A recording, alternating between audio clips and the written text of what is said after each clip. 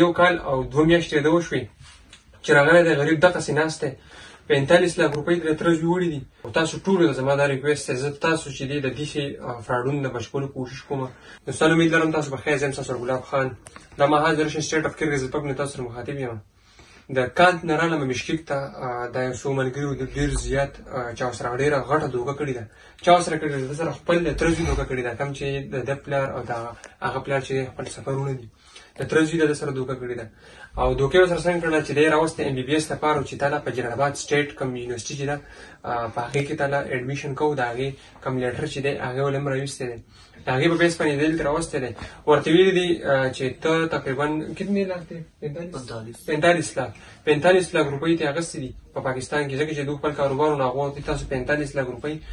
اډوانس کې جمع کوئ نو دی به د 4 کالو پورې چې دی دی به ام بي بي ایس پیسې چې دی به نه جمع کوي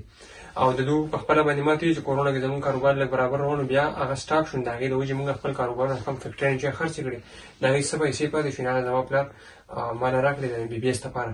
چې ته جلال آباد سټیټ کوم یونیورسټي چې ده په هغې کې اډمیشن وکړه او ته لاړ شه هلته سبق وکړه د تره زوی راوستی دی دلته نو تقریبا یو کال د ده وشو ایک سال 2 مهینې نه یو کال او 2 میاشتې د وشوې چې راغلی دی غریب دغسې ناست دی 45 لاک روپۍ ترې ترژوي وړي دي د هغه هم پته نشتي ده د ما په کور کې څه زه په خپله باندې چې هغه خپل مور پلار د سره هم دوکه کړې ده او هغه هلک چې دلته یې سبق وي خو هغه ته هم ډګري نه ده میلاو شي اوس والله العلیم چې هغه څه فراډونه نور کوي خو د دې غریب سره دا فراډ شوی دی او تاسو ټولو ته زما دا ریکویسټ دی زه تاسو چې دی د داسې فراډونو د بچ کولو کوشش کوم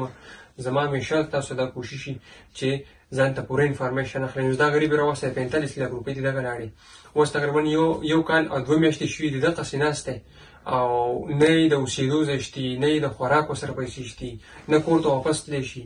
نه کور ورته ویلی شي داسې حساب دی دغسې غریب راغلی دغسې ناست دی د ده دپاره زه رالم نو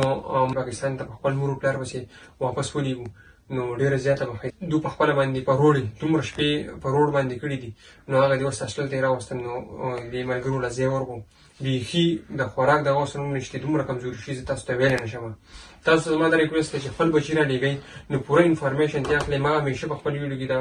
نمبر ورکړی چې په دې تاسو رابطه کوئ د هر قسمه انفارمیشن لپاره انشاءالله په نیکسټ ویډیو کې ملاقات کیږي او چې څه انفارمیشن یې ستاسو سره شریکوم دعاګانو کې یاد ساتئ د لوی الله په امان